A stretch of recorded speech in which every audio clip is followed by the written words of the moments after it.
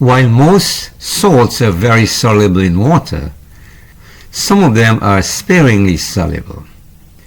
In any saturated solution of any one of these, the dissolved ions are in a state of equilibrium with the undissolved solid. In a saturated solution of silver chloride, for example, the aqueous silver and chloride ions are in equilibrium with the undissolved silver chloride solid. The equilibrium constant expression for silver chloride is represented as the product of the concentration of silver ions and the concentration of chloride ions. And this follows a similar pattern as was done for writing the equilibrium constant expression for aqueous solutions. As you will discover later, the values for the solubility product constants for these sparingly soluble salts are indicative of their relative solubilities in water. In this first sample problem, we are given that the solubility product constant for silver chloride at 25 degrees is this value, and we are asked to calculate its solubility in grams per liter. So the first thing that we do in trying to solve such type of problems is to establish the solubility product constant expression for the compound under investigation, and in this case it is silver chloride, and this is the solubility product expression, which is equal to 1.8 times 10 to the negative 10. We do not know the exact concentration of these, but we know that their stoichiometric coefficients are the same, so we assume that the amount of silver ions that get dissolved is equal to x moles per liter, and of course the same thing will be for chloride ions. So if we do the math now, we can say that x squared is equal to this value here, since that is the KSP and these here represent the KSP. Taking the root of x and the root of that, x turns out to be 1.3 times 10 to the negative 5 moles per liter for either of these.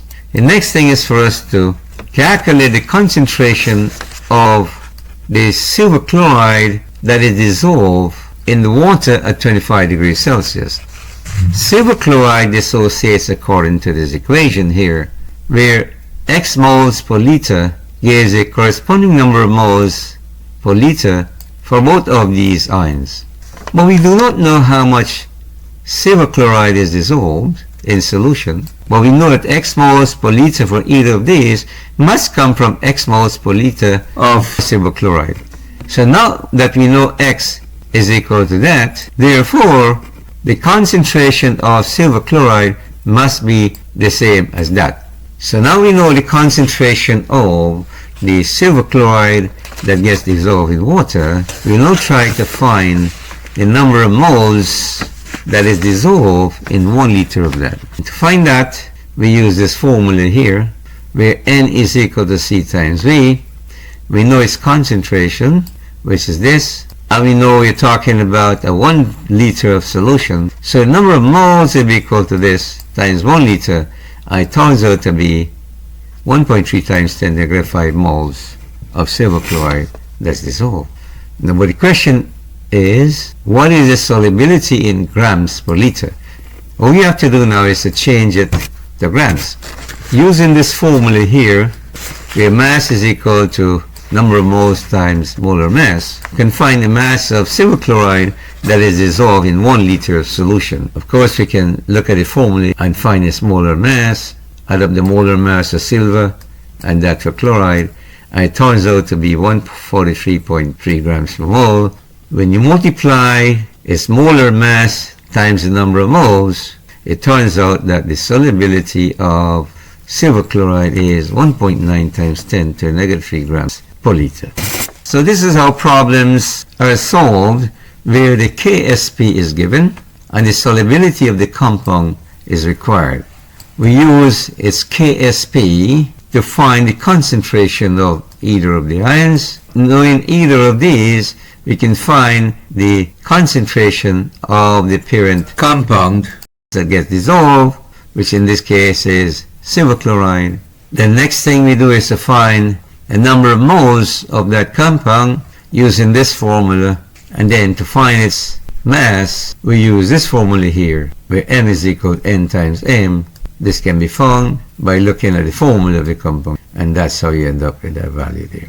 In sample problem 2, we are given the solubility of barium sulfate and we are asked to find its KSP. So in this case, you have that mass of barium sulfate was required to make 100 milliliters of saturated solution at 25 degrees Celsius. What that means is that in 100 milliliters of solution, that is the maximum amount of barium sulfate that could be dissolved. So the first thing that we will do is to calculate the number of moles of barium sulfate that is dissolved in that volume of solution.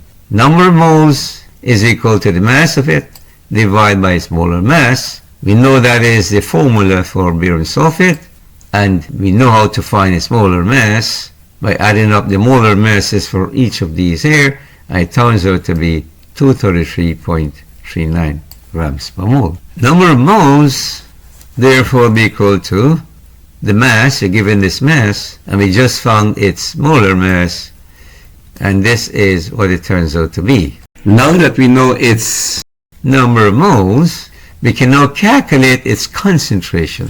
So this is the number of moles per 100 milliliters. Therefore, to find its number of moles in 1 liter will be equal to this times this ratio here. And it turns out to be 1.5 times 10 to the negative 5 moles per liter. The next thing we have to do is to calculate the concentrations of barium ions and sulfate ions that are produced when that concentration of barium sulfate dissociates in water. We show how barium sulfate dissociates according to this equation. 1 mole per liter produces 1 mole per liter of each of these. So we want now to find out what is the concentration of each of these. So this is how this is done. If you want to find out what the concentration of barium ions is, we take the initial concentration of the parent compound, which is this, times the mole ratio of barium ions that are produced per mole of barium sulfate, and it's 1 mole of that or 1 mole of that. So this is the concentration of barium ions. Doing the same thing for sulfate ions, we take the concentration of the parent compound, which is this, times this mole ratio here, 1 to 1, which is this, and it turns out to be the same as that for barium ions.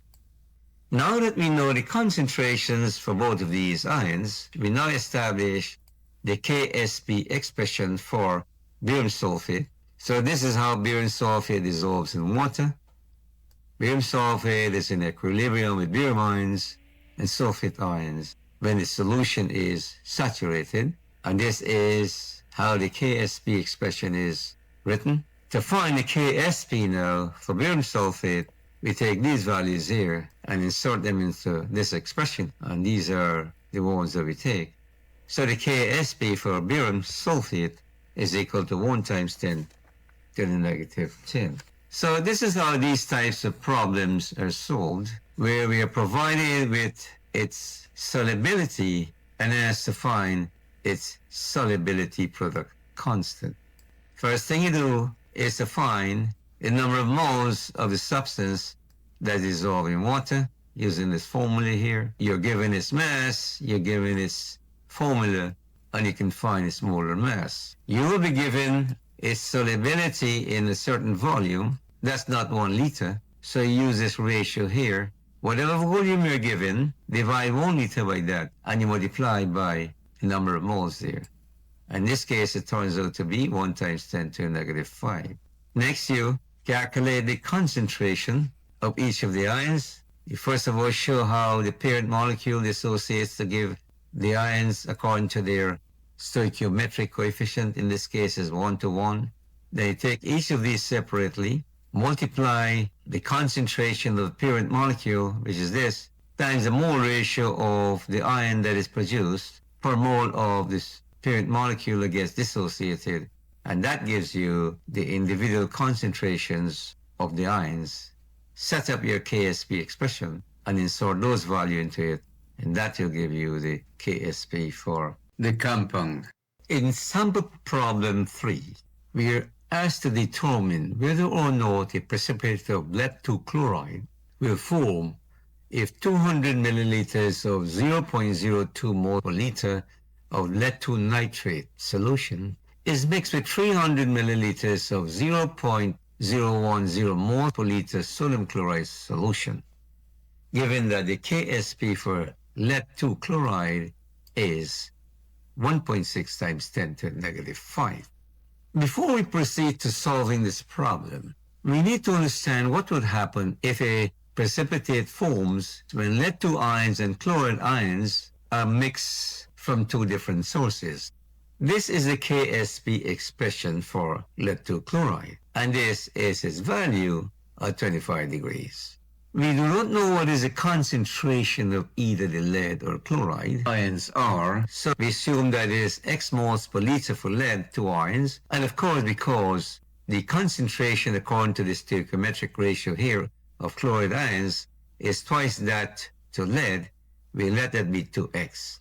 Putting these into the K expression, we're going to have that 4x cubed is equal to the KSP, which is this. Finding the cube root for that, we found that x is equal to 1.6 times 10 to the negative 2 moles per liter, and that will be for lead. And since the concentration of chloride is twice that of lead, its concentration will be this value. So simply, what this means is this, that at 25 degrees Celsius, these are the highest concentrations of lead and chloride ions that will be found in the solution, and these, when put into the KSP expression, gives that value. Any new combination of different concentrations of lead ions and chloride ions, if placed into the KSP expression, gives a value that is greater than the KSP. It means then a precipitate will form. So any concentrations of ions that are greater than these will not be tolerated in solution, but the excess chloride ions and the lead ions present will react to form a precipitate of lead-2 chloride until these concentrations here are restored such that the KSP remains that value there. So, first thing that we'll do is to find the initial concentrations of the lead and the chloride ions. In these compounds, the nitrate and sodium ions are called spectator ions because they're not involved in the production of the precipitate. Only the lead ions and the chloride ions are responsible for the formation of the precipitate. So the first thing we'll do is to calculate the concentration of the lead ions, and this equation shows how lead-2 nitrate associates to form lead ions. 1 mole per liter dissociates to give you 1 mole per liter of lead ions. So to find the concentration of lead ions, we take the initial concentration of the lead nitrate solution and multiply it by this mole ratio here, 1 mole per liter of this to 1 mole per liter here, and it turns out to be this concentration. Doing the same thing for chloride ions, we show how sodium chloride dissociates to form chloride ions. 1 mole per liter gives 1 mole per liter. We take the initial concentration of the sodium chloride and multiply it by this mole ratio here, 1 mole per liter of chloride ions for every 1 mole per liter of sodium chloride, and it turns out to be these. So these are the initial concentrations of the lead and the chloride ions that are found in their initial volumes of solution. In this 200 milliliters of lead nitrate solution, that was the concentration of the lead ions, and in this 300 milliliters of the sodium chloride solution, this was the concentration of the chloride ions. So look what happens now. So initially in that volume, like we said before, that's the concentration of lead ions, and in this volume here, we change that to liters. That is the concentration of the chloride ions. When you mix them together, we ended up with a greater volume, which is equal to the sum of the volume of that solution there and that one there.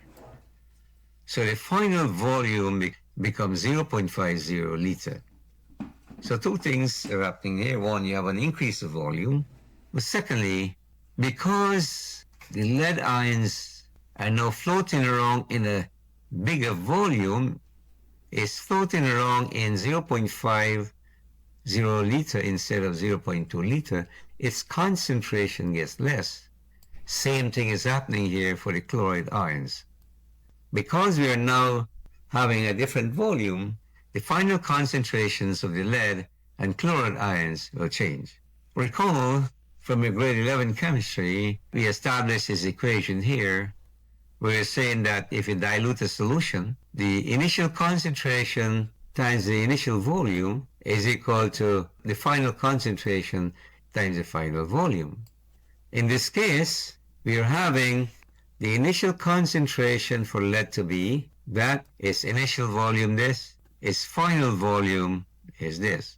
So you want to find its final concentration, you make C2 the subject of the equation, and is equal to C1 times V1 over V2. So that's C1, that's V1, and that's V2. Its final concentration turns out to be 0.08 mole per liter. Doing the same thing for chloride ions, C2 is equal to C1, that is this, V1, that was this, and now this is V2, and that turns out to be 0.06 mole per liter. These are the final concentrations of the lead and chloride ions. So next thing we do is to establish the KSP expression for lead-2 chloride. And this is what it is. Now what we'll do is this. We'll take those values for the concentration of lead-2 ions and the concentration of chloride ions and put it into these KSP expression. In this case, we're finding for what is called Q. If the value produced, like we said before, is greater than the KSP value, then a precipitate will form. If it is less, no precipitate will form. So let's compare the value for Q and the value for KSP. You can see that this value here is higher than this value. So what is going to happen? Some amount of lead-2 ions will react with a certain amount of chloride ions to form a precipitate of lead-2 chloride until whatever concentrations of lead-2 ions and chloride ions are left to produce a KSP for lead-2 chloride.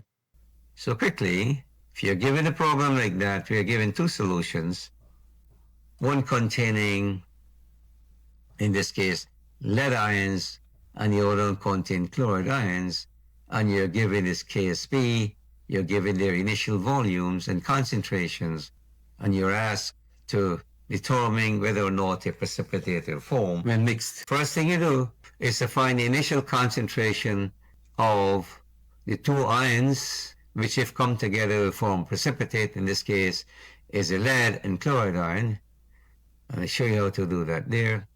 After you mix them, the volumes change, as such their concentrations will change. Find their final concentrations using this formula here. You know all these three here. You only need to find that one. Same thing with this one. Then you end up with these concentrations. Put those into the KSP expression for the compound, which in this case is lead-2 chloride. And if this value here, which we call Q, is greater than the KSP, a precipitate is formed. If it is less than KSP, then no precipitate will form. I hope that was helpful. Thank you.